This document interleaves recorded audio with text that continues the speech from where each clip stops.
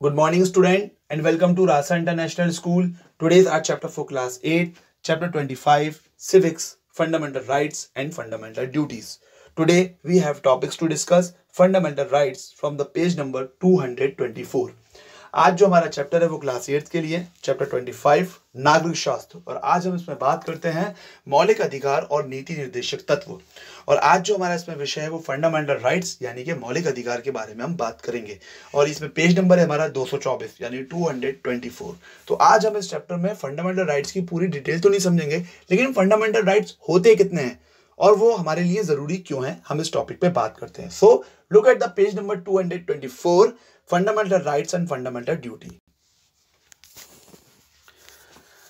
So look at the page number 224, second paragraph. Every state tried in the previous chapter we have seen how the emphasis was laid on the main ideals of the constitutions like sovereignty, socialism, secularism, etc. Now we will see these ideals got translated in the rights and duties and how the marginalized communities like SC, ST and other backward classes have realized and availed their right. अब हमने जो पिछले chapter में जो पढ़ा था वो क्या पढ़ा था, वो हमने पढ़ा था कॉन्स्टिट्यूशंस के बारे में कि भाई किस तरीके से संप्रभुता यानी कि सोवरेनिटी, देश के पास एक सुप्रीम पावर होती है, सोशलिज्म यानी समाजवाद यानी पूरे देश में सबको एक बराबर मानना, सेक्युलरिज्म यानी कि बिना धर्म की मतलब कोई भी डिस्क्रिमिनेशन नहीं होना चाहिए, धर्म को लेके कोई भी भेदभाव नहीं होना चाहिए, हर किसी को अपना मजहब मानने की, अपना धर्म मानने की पूरी आजादी है। तो ये सब चीजें हमने पढ़ी थी। लेकिन now we will see how this ideal got the translated in rights and duty. अब गवर्नमेंट ने कॉन्स्टिट्यूशन में जब थोड़ा एक कदम आगे बढ़ते हैं तब इनको फंडामेंटल राइट्स और ड्यूटी में किस तरीके से चेंज किया, और इससे ये मार्जिनलाइज कम्युनिटीज यानी जो कि बहुत गरीब जो एक देश के अंदर जो एक सोसाइटी है उसको किस तरीके से फायदा पहुंचाएगी, जैसे कि एससी यानी शेड्यूल कास्ट, एसटी यानी शेड्यूल ट्राइब्स और अदर बैकवर्ड क्लासेस यानी जो पिछड़ा वर्ग होता है उसके लिए कितने मतलब फायदेमंद साबित हुआ। तो अब हम बात करते हैं, अब देखिए इसमें every state try to provide best facilities to all the citizens so that development can take place. This development is possible only when the citizen have some rights. Her state यानी हर देश ये चाहता है कि हम अपने नागरिकों को अच्छी से अच्छी फैसिलिटीज को प्रोवाइड करें ताकि वो बराबर से डेवलप करें।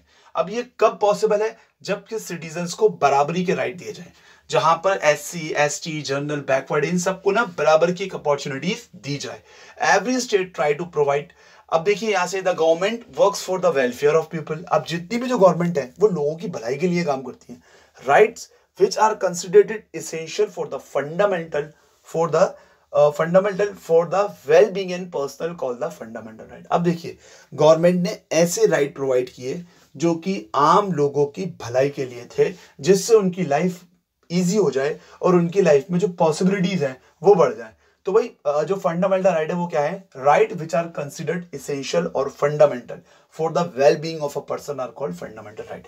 एक ऐसे अधिकार जो कि ह्यूमन के लिए बहुत ज्यादा अच्छे हो, बहुत ज्यादा इंपॉर्टेंट हो, जिससे वो अपनी लाइफ में डेवलपमेंट कर सके, जिससे वो अपनी लाइफ में थोड़ा आगे बढ़ सके। इन राइट्स को हम बोलते हैं फंडामेंटल राइट्स यानी कि मौलिक अधिकार। ऐसे अधिकार जो मानव जाति के जो एक बढ़ावा दे, मतलब उसके जो एक डेवलपमेंट होता है, मतलब उसके अंदर जो एक बढ़ाव है ना, जो वो आगे बढ़े, जो उसको तरक्की प्रदान करे, है ना, जो उसको उन्नति दे, उसको बोलते हैं fundamental right. The constitution has given the following 6 fundamental rights citizens of India. अब जो कॉन्स्टिट्यूशन से हमें कितने राइट दिए, 6 राइट दिए हैं, ठीक है। राइट टू इक्वालिटी, पहला राइट कौन सा है, इक्वालिटी। दूसरा राइट है राइट टू फ्रीडम यानी आजादी का अधिकार, स्वतंत्रता का अधिकार। अब तीसरा राइट रहता है यहाँ पे राइट अगेंस्ट द एक्सप्लॉइटेशन यानी शोषण के विरुद्ध अधिकार। अब यहाँ पे चौथा जो एक फ्रीडम आता है, फंडामेंटल राइट आता है right to freedom of religion यानी यहाँ पे धार्मिक स्वतंत्रता का अधिकार।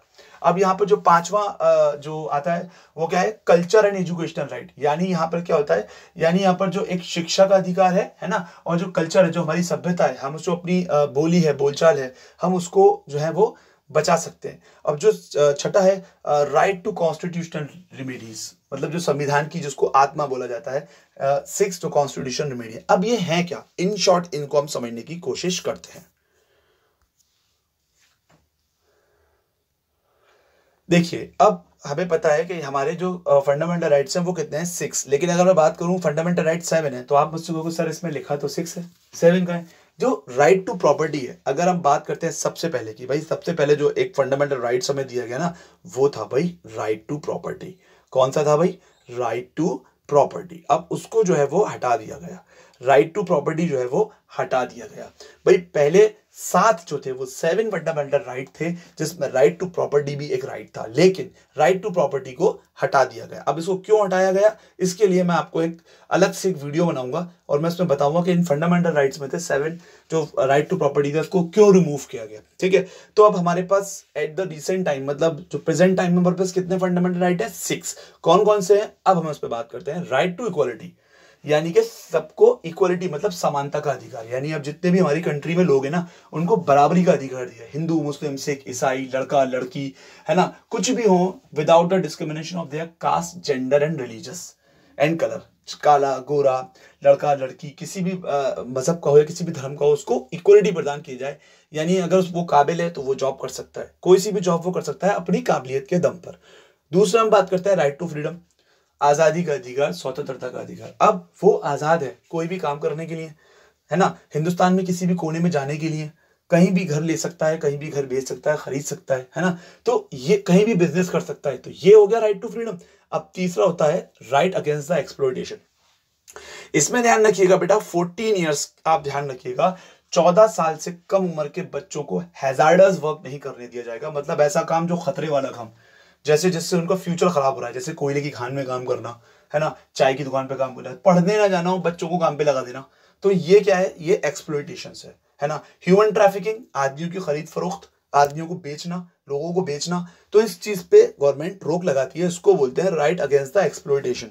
ठीक है, अब हम बात करते हैं राइट टू फ्रीडम रिलीजियस, मतलब आप अपना धर्म मान सकते हैं, you can follow your religious with peacefully, आप अपने धर्म को मान सकते हैं। You can convert any type of religious, आप किसी भी धर्म में कन्वर्ट हो सकते हैं। ठीक है, the government not pressurise to follow the any specific religious, आपको सरकार कोई भी धर्म पूजने के लिए बाधित नहीं करेगी, कोई भी धर्म पूजने के लिए प्रेशराइज यानी आप पे बल नहीं देगी, तो हम इसको बोलते हैं सेक्युलर स्टेट। तो अब ये क्या है? फ्रीडम में हो गया, रिलीजियस की फ्रीडम हो गया, नहीं धार्मिक स्वतंत्रता, कोई सा भी धर्म पूजिए लेकिन पीसफुली। अब हम बात करते हैं यहाँ पे कल्चर एंड एजुकेशनल राइट्स, मतलब यहाँ पे जो अपनी सभ्यता होती है ना, अब बताऊंगा मैं आपको कल्चर क्या होता है। और एजुकेशन राइट, शिक्षा का अधिकार सबको दिया जाता है। ठीक है, शिक्षा का अधिकार क्या है कि भाई यहाँ पर 1 से 12 तक के जो बच्चों को, 10 तक के बच्चों को, 14 साल तक के बच्चों को जो है वो फ्री एजुकेशन सरकारी स्कूलों में जो है प्रोवाइड की जाती है, जिसमें मिड डे मील भी दिया जाता है। प्रीवियस चैप्टर में हमने क्लास 7 में पढ़ चुके हैं कि भाई मिड डे मील क्या होता है। मिड डे मील तमिलनाडु में पहले स्टार्ट हुआ और वहां पे क्या था कि हर धर्म के लोगों को एक साथ बैठा के खाना खिलाना, है ना, और पढ़ाई की जरूरत है। इससे बच्चा जो है, जो भूखे पेट जो बच्चे हैं वो घर में खाना खा के जाएंगे, तो वो पढ़ भी लेंगे और वहां उनको खाना भी मिल जाएगा। ठीक है, और एक वहां पे सोशल जो इक्वालिटी है वो भी होगी कि सब एक साथ बैठ के खाना खा रहे हैं। ठीक है, तो ये था कल्चर एंड एजुकेशन राइट। अब कल्चर क्या होता है? मान लीजिए कोई सिंधी है, वो अपनी सिंधी भाषा को बचाना चाहता है, तो उसने स्कूल खोला और स्कूल में सिंधी भाषा दे दी, किसी ने उर्दू भाषा को मान्यता दे दी, किसी ने मतलब पंजाबी भाषा को दे दी, मराठी भाषा को दे दी, तो आप अपनी भाषा को सुरक्षित कर सकते हैं, है ना। तो 8th क्लास 8 तक बच्चा पंजाबी पढ़ सकता है, उर्दू पढ़ सकता है, सिंधी पढ़ सकता है, गुजराती पढ़ सकता है, वो कोई भी भाषा पढ़ सकता है। तो इसको बोलते हैं द कल्चरल राइट।